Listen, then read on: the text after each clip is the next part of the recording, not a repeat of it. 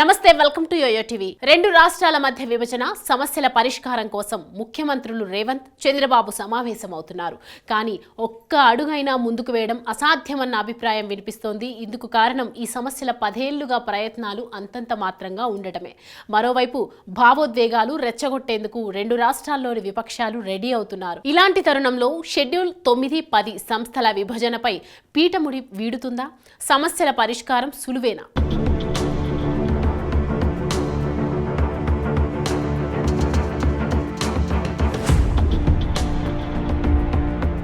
తెలుగు రాష్ట్రాల ముఖ్యమంత్రులు సమావేశమవుతున్నారు. ఈ నెల 6న మధ్యాహ్నం ప్రజాభవన్లో సమావేశం జరగనుంది. రెండు రాష్ట్రాల ఉన్నతాధికారులు, కీలక మంత్రుల సమక్షంలో ఈ సమావేశం జరుగుతుంది. ఇప్పటికే రెండు రాష్ట్రాల ఉన్నతాధికారులు పరిష్కరించుకోవాల్సిన సమస్యలపై ఓ జాబితా సిద్ధం చేసుకున్నారు. అయితే ఇవన్నీ 10 ఏళ్లుగా పరిష్కారం కాని సమస్యలే అని చెప్పాలి. మొదటి 5 ఏళ్లు రాజ్భవన్ కేంద్రంగా గవర్నర్ సమక్షంలో చర్చలు జరిగినా ఒక్క సమస్య పరిష్కరించుకోలేకపోయారు. తర్వాత 5 ఏళ్లు అసలు చర్చలే జరగలేదు, పట్టించుకోలేదు. ఇప్పుడు విభజన చట్టానికి 10 ఏళ్లు పూర్తయ్యాయి. ఇప్పుడు ప్రభుత్వాలు మారడంతో విభజన సమస్యలను పరిష్కరించుకోవాలని మరోసారి ప్రయత్నాలు ప్రారంభించాయి. ఉమ్మడి ఆంధ్రప్రదేశ్ రాష్ట్రం ఏపీ, తెలంగాణగా విడిపోయి 10 ఏళ్లు దాటిపోయింది. కొత్తగా ఏర్పడిన రాష్ట్రంగా తెలంగాణ గుర్తింపు పొందింది. ఇప్పటికీ సమస్యలు పరిష్కారం కాలేదు. విభజన హామీలు కాగితాలకే పరిమితమయ్యాయి.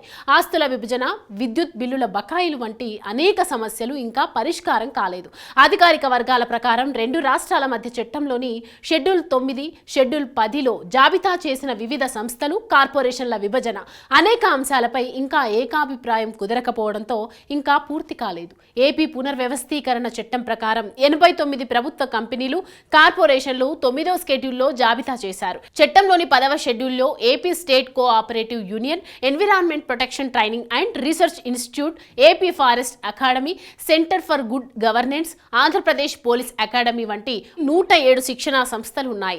రిటైర్డ్ బ్యూరోక్రాట్ షీలా బీడే నేతృత్వంలోని నిపుణుల కమిటీ షెడ్యూల్ 9, 10 షెడ్యూల్ సంస్థల విభజనపై సిఫార్సులు చేసినప్పటికీ ఈ అంశం పరిష్కారం కాలేదు. విభజన తర్వాత విద్యుత్ సరఫరాకు సంబంధించి బకాయిల చెల్లింపు విషయంలో కూడా రెండు రాష్ట్రాల మధ్య చర్చలు ముందుకు సాగలేదు. అలాగే ప్రభుత్వం ఆధీనంలోని రోడ్డు రవాణా సంస్థ ఆస్తులపై రెండు రాష్ట్రాల మధ్య విభేదాలు ఒక కొలిక్కి రాలేదు. రాజధాని నగరమైన హైదరాబాద్లో ఉన్న ఆర్టీసీ ఆస్తుల్లో వాటా కావాలని ఏపీ కోరిందని, దానికి అప్పటి టీఎస్ఆర్టీసీ నిరాకరించింది. హైదరాబాద్ నగరంలోని ఆర్టీసీ ఆస్తులు తెలంగాణకు చెందినవేనని, తెలంగాణ గడ్డపై ఉన్న ఆస్తుల్లో ఏపీకి వాటా ఎలా ఇస్తారని తెలంగాణ ప్రభుత్వం ప్రశ్నిస్తోంది.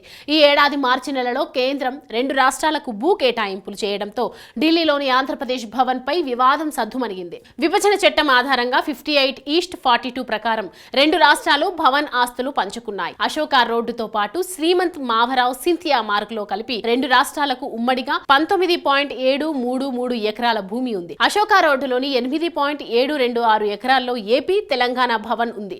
ఉమ్మడి భవన్ లో ఏపీ వాటా 4.3885 ఎకరాలు. దీని విలువ 1703.6 కోట్లు. తెలంగాణ వాటా 4.3375 ఎకరాలు. దీని విలువ 1694.4 కోట్లుగా ఉంది.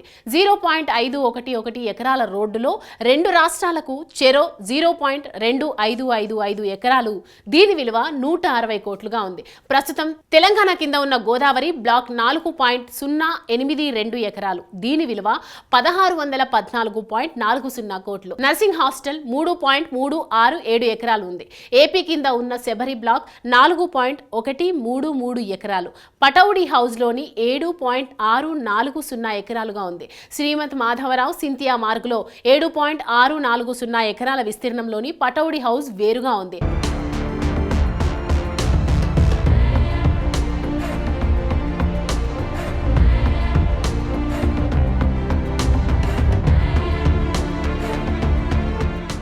రెండు తెలుగు రాష్ట్రాల మధ్య తుది పరిష్కారం కోసం వేచి చూస్తున్న సమస్యల్లో ఉద్యోగుల బదిలీ అంశం ఇప్పటికీ తేలలేదు. ఏపీకి కేటాయించిన 144 మంది తెలంగాణ ఉద్యోగులు ఇంకా అక్కడే పనిచేస్తున్నారు. వారు తమను తెలంగాణకు పంపాలని కోరుతున్నారు. విభజన సమస్యల పరిష్కారానికి 10 ఏళ్లుగా జరిగిన ప్రయత్నాలు అంతంత మాత్రమే. 2014లో తెలంగాణలో బీఆర్ఎస్, ఏపీలో టీడీపీ ప్రభుత్వం ఏర్పడ్డాయి. ఆస్తుల పంపకానికి అప్పటి గవర్నర్ నరసింహన్ నేతృత్వంలో రాజ్భవన్ కేంద్రంగా కొన్ని సమావేశాలు జరిగాయి. కానీ కానీ గవర్నర్ తెలంగాణ వైపు ఏకపక్షంగా వ్యవహరిస్తున్నారని ఏపీ ప్రభుత్వం ఆరోపిస్తూ దూరం జరిగింది. పరిపాలన అమరావతికి మార్చుకోవడంతో సెక్రటేరియట్లోని ఏపీకి కేటాయించిన భవనాలు ఇవ్వాలని కేసీఆర్ ఒత్తిడి చేశారు. దానికి చంద్రబాబు అంగీకరించలేదు. అన్ని సమస్యలు ఒకేసారి పరిష్కరించుకుందామన్నారు. తర్వాత ఏపీలో ప్రభుత్వం మారింది. జగన్ సీఎం అయ్యారు. కానీ కేసీఆర్ రెండోసారి కూడా సీఎం అయ్యారు. విజయవాడలో జరిగిన జగన్ ప్రమాణ స్వీకార ఉత్సవానికి కేసీఆర్ హాజరయ్యారు. తమ మధ్య బేసిళ్లు భేషజాలు ఉండవని ప్రకటించారు.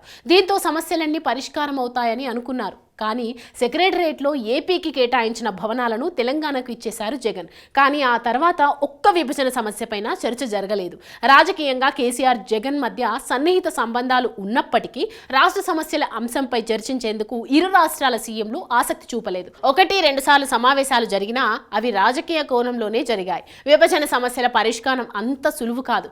ఎలాంటి పరిష్కారానికి వచ్చినా ప్రజల్లో భావోద్వేగాలు రెచ్చగొట్టడానికి విపక్ష పార్టీలు రెడీగా ఉంటాయి. తెలంగాణ ఆస్తులను ఏపీకి అప్పగించడానికి రేవంత్ రెడ్డి రెడీ అయ్యారని బీఆర్ఎస్ పార్టీ సోషల్ మీడియాలో విమర్శలు ప్రారంభించేసింది.